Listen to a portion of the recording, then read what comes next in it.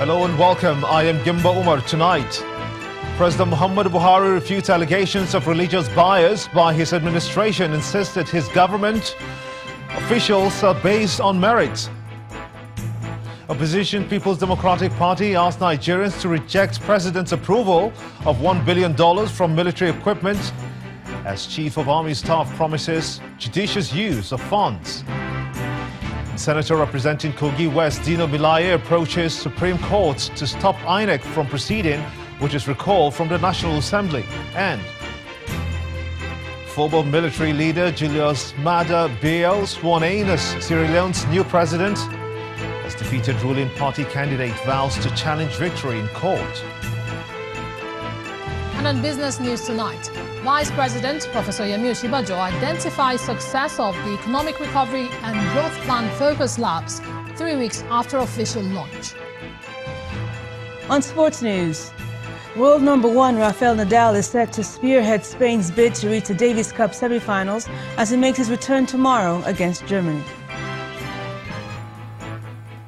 And from Abuja, National Health Insurance Scheme deregisters 23 out of 57 health management organizations in the country for indebtedness.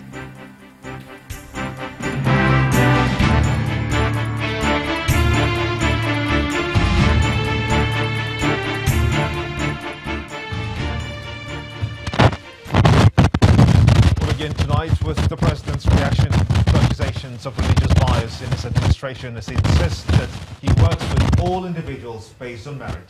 President Muhammad Buhari made a clarification when he received a delegation of Northern Christian clerics at the presidential villa in Abuja. The President reminds the religious leaders of their responsibility to create an enabling environment for peace and development to thrive in the country. Our correspondent Ibrahim Adra reports.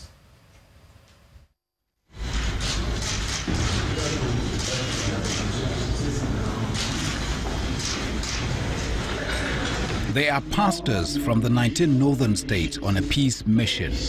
They express support of pastors in the north, which they put at 45,000, with followers in the millions, for the unity and peaceful coexistence of Nigeria.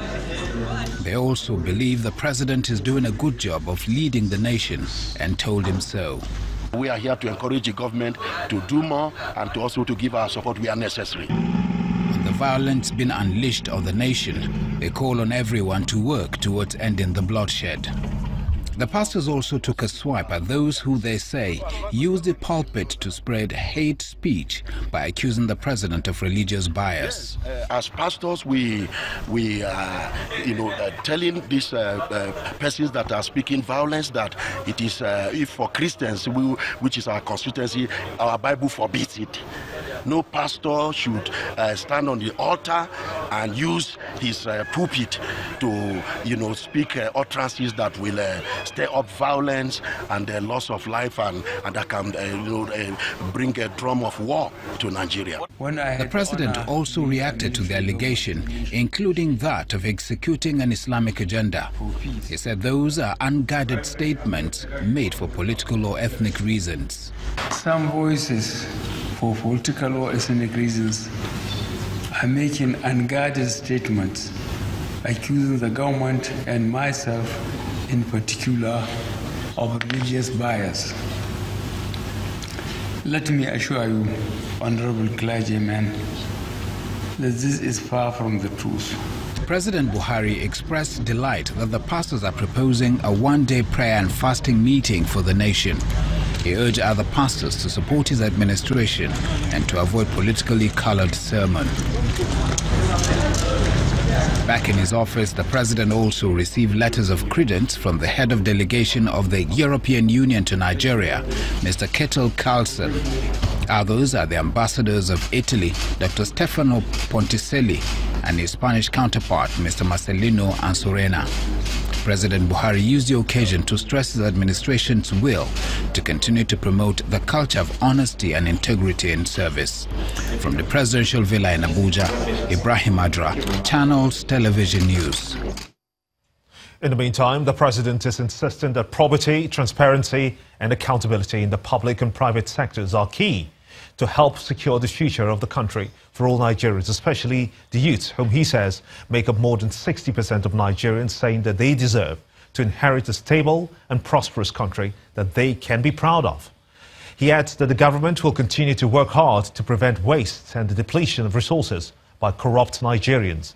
The president was speaking at the State House in Abuja when he received a letter of credence from the head of delegation of the European Union to Nigeria, Pt.1 Carlson, as we told you earlier.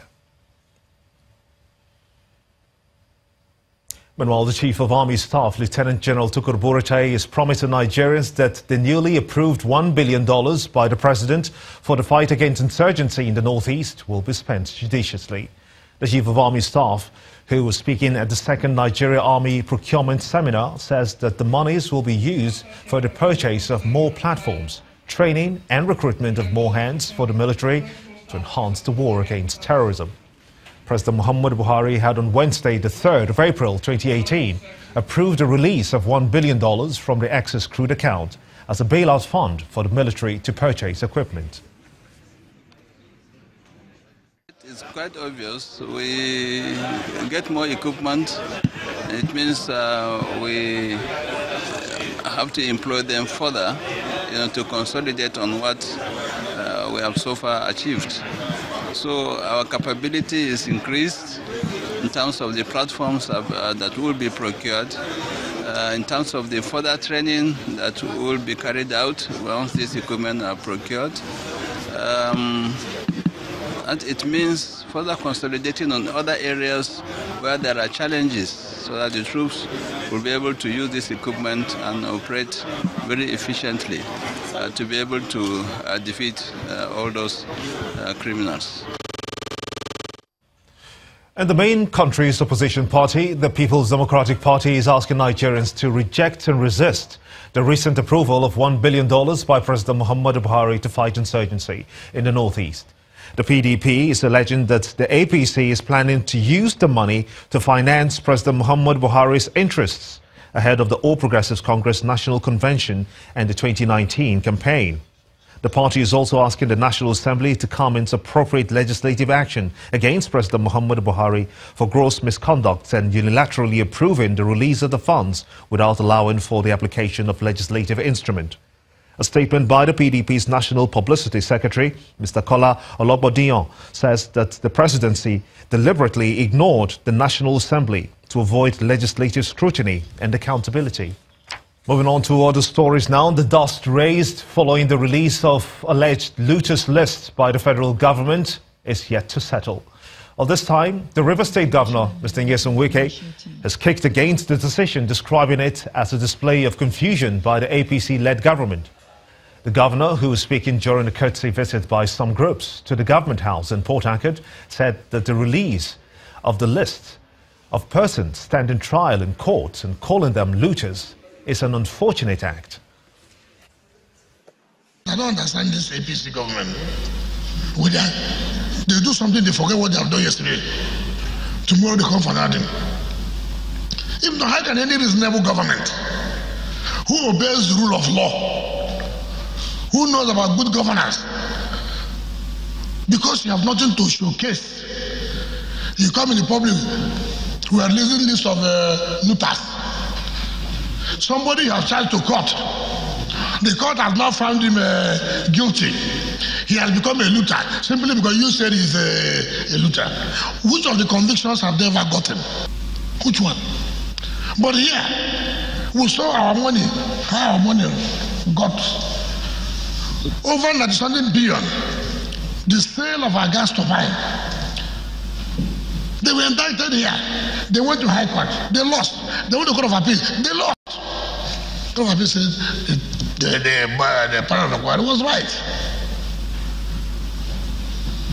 These people are not looters. I was telling my Nigerian people, why are you bothering yourself about, I don't even know why my name is not there. I should put my name, forget about the immunity. The River State Governor, Mr. Wike. Let's take a further look at this controversial issue. And I'm now being joined live from our Abuja studios by the President's Special Advisor on Media and Publicity, Mr. Femi Adesina. I want to thank you so much indeed for joining us here on the News at 10.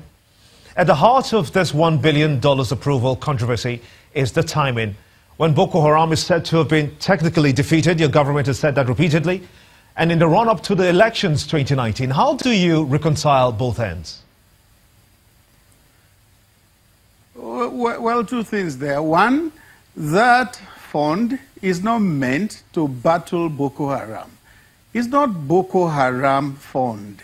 It is fund to battle insecurity. Boko Haram is not the only insecurity, it's not the only form of insecurity we have in Nigeria. So those who have dubbed it Boko Haram fund are the ones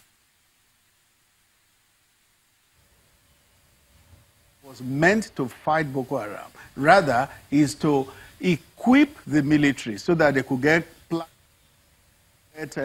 better equipment to fight insecurity in the country, not just Boko Haram. Then talking of the timing, there is no timing that is not good for security. Every time is security time. Those who are reading political meaning into it, it is just unfortunate they play politics with everything, and they will play politics with the very life of Nigerians, which is very bad. Now, I'm poised to ask you, was due process followed by Mr. President Muhammadu Buhari in this approval in view of the position of the National Assembly insisting that it has the powers to appropriate funds for such expenses according to the Constitution, which they rely on? As we speak now, the communication to the National Assembly is about ready. Those who have been venting spleen and flexing muscles over the matter should just have bothered to make inquiries from the Senior Special Assistant to the President on National Assembly matters. If they had inquired, they would have been told that the communication will soon be on the way to the National Assembly. Why was the communication not done before the approval? Well, it couldn't have been done before the approval. The approval had to come like it came, and then Mr. President, having approved it, sends the communication to the National Assembly. Because people are concerned that that will amount to putting the cart ahead of the horse. No. It is the proper procedure. The Economic Council met in December, mooted the idea of the fund. Now the matter was taken to the President. The President approved. Having approved, he then communicates to the National Assembly. That's the right procedure. Clarify this, if you will. Many Nigerians are concerned about how much has been spent in the past 3 years of this administration in fighting terrorism. Does the government have any plan to make public amounts spent so far, at least to clear some doubts? No, I wouldn't know. I wouldn't know because that's outside my purview. And I doubt world over if any government will come to say this is how much we have spent on security. Because can you quantify the amount of one life? No. So it's not something that I think any government will begin to disclose. But we know that it's expensive. I remember that the Chief of Army Staff spoke about some trillions of naira recently. It's very expensive. Security is expensive, but human life is much more expensive. And there are suspicion about the release of this $1 billion because when you look at how the Americans fought the insurgency there, especially the Taliban, where they spent trillions of dollars to do that and successfully rooted the Taliban out in that guerrilla-type war. The similar situation is what we're seeing with Boko Haram, the same style of fighting and attacking soft targets. How do you justify $1 billion to trillions of dollars used to display or displace the Taliban? Well, you have just justified it. The America itself spent trillions of dollars, and Nigeria is asking for 360 billion naira now. So what you have just said justifies what Nigeria is doing. If America spent trillions of dollars to fight the Taliban. And don't forget that eventually America began to talk with the Taliban. And that is why the president has said as many insurgents as will embrace amnesty will be granted amnesty. Well, thank you so much indeed for talking to us, the Special Advisor on Media and Publicity to Mr. President, Femi Adesina. Thank you so much indeed for talking to us here on the News at 10.